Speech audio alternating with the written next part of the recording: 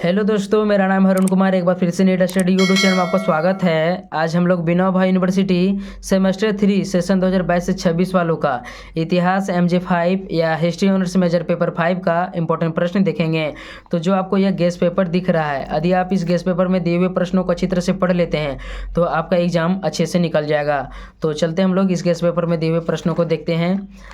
सबसे पहले हमारा यहाँ कोर्स ऑफ स्टडी है, इसे देख लेते हैं। यानी कि history third semester major paper 5 में आपको 1757 ईस्वी से लेकर 1857 ईस्वी के आधुनिक भारत के इतिहास को पढ़ना है, ठीक है। बाकी यहाँ सिलेबस दिया हुआ है, आप चाहे तो इसे पढ़ सकते हैं। आज की वीडियो में हम लोग केवल इंपॉर्टेंट प्रश्न को देखेंगे। तो देखते हैं हम लोग पहला प्रश्न को। पहला प्रश्न हमारा है, बक्सर के युद्ध के कारणों एवं परिणामों का वर्णन करें। बक्सर के युद्ध के कारणों एवं परिणामों का वर्णन करें। तो ये हमारा पहला प्रश्न है जो एग्जाम की दृष्टि से काफ़ी इंपॉर्टेंट है, ठीक है। इसको देख लीजिए जल्दी से।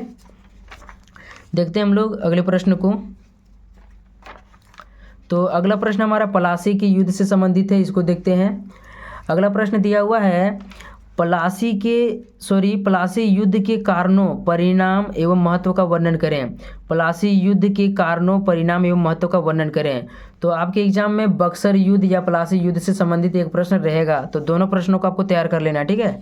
दोनों एग्जाम की दृष्टि से इंपॉर्टेंट है। अगले प्रश्न की ओर हम लोग चलते हैं। अगला प्रश्न हमारा हैदर अली से संबंधित है, ठीक है। इसको देखते हैं। अगला प्रश्न है, हैदर अली के जीवन, चरित्र एवं उपलब्धियों का मूल्यांकन कीजिए। हैदर अली के जीवन, चरित्र एवं उपलब्धियों का मूल्यांकन कीजिए, ठीक है। तो इसको देख लीजिए जल्दी से, इंपॉर्टेंट प्रश्न है। चलते हैं अगले प्रश्न की ओर हम लोग। अगला प्रश्न हमारा टीपू सुल्तान से संबंधित है, इसको देखते हैं। अगला प्रश्न है, टीपू सुल्तान के जीवन एवं उपलब्धियों का विवेचन करें। टीपू सुल्तान के जीवन एवं उपलब्धियों का विवेचन करें, ठीक। इसको देख लीजिए जल्दी से। अगले प्रश्न को हम लोग चलते हैं। अगला प्रश्न हमारा है, आंग्ल अवध संबंधों पर संक्षिप्त निबंध लिखें।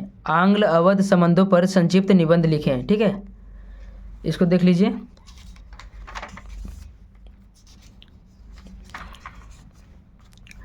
अगला प्रश्न दिया हुआ है, रंजीत सिंह के जीवन, चरित्र एवं उपलब्धियों का मूल्यांकन करें। रंजीत सिंह के जीवन, चरित्र एवं उपलब्धियों का मूल्यांकन करें।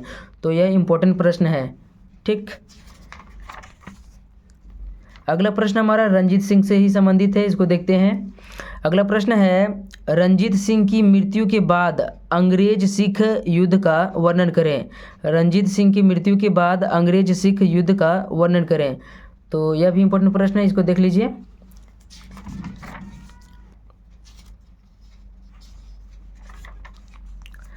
अगला प्रश्न हमारा है, आंग्ल मराठा संबंध की विवेचना करें। आंग्ल मराठा संबंध की विवेचना करें, ठीक है। तो इसको देख लीजिए। अगले प्रश्न की ओर हम लोग बढ़ते हैं।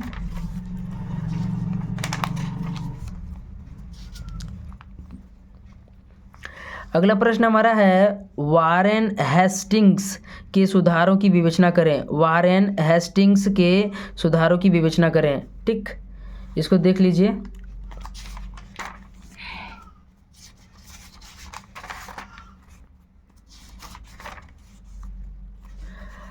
अगला प्रश्न काफ़ी इंपॉर्टेंट है, ठीक है।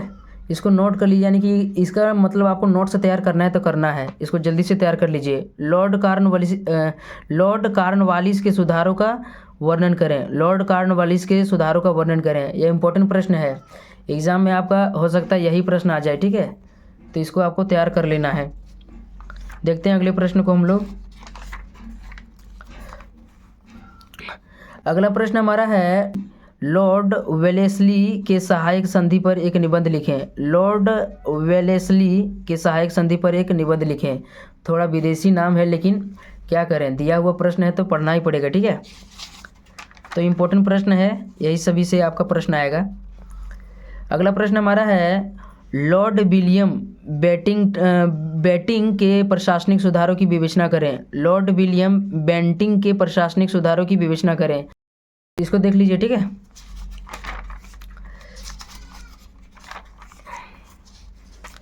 अगला प्रश्न हमारा है, लॉर्ड डलहौजी की हड़प नीति का वर्णन करें। लॉर्ड डलहौजी की हड़प नीति का वर्णन करें। तो ये एग्जाम की दृष्टि से इंपॉर्टेंट प्रश्न है, यानी कि एग्जाम में आएगा तो आएगा, ठीक।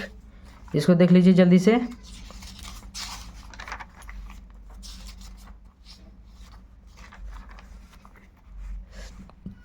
अगला प्रश्न हमारा है डलहौजी के प्रशासनिक सुधारों का वर्णन करें। डलहौजी के प्रशासनिक सुधारों का वर्णन करें, ठीक है। तो इन सभी को देख लीजिए जल्दी जल्दी से। अगले प्रश्न की ओर हम लोग चलते हैं। इसमें कुछ ज़्यादा ही प्रश्न दिया हुआ है, देखते हैं हम लोग अगला प्रश्न। अगला प्रश्न हमारा है अलीगढ़ आंदोलन पर निबंध लिखें। अलीगढ़ आंदोलन पर निबंध लिखें। तो यह भी इम्पोर्टेंट प्रश्न है, इसको देख लीजिए।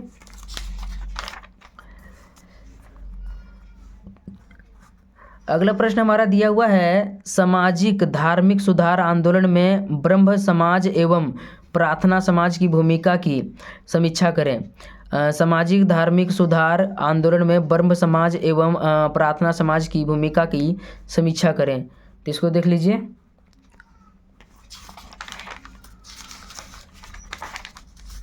अगला प्रश्न हमारा है आर्य समाज की देनों का वर्णन करें। आर्य समाज की देनों का वर्णन करें। तो यह भी इम्पोर्टेंट है, देखते हैं हम लोग अगले प्रश्न को।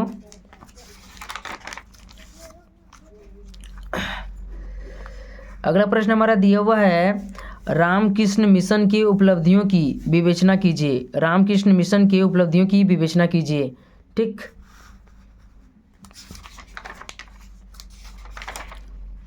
तो यही हमारा आखिरी प्रश्न था लॉन्ग आंसर टाइप क्वेश्चन में।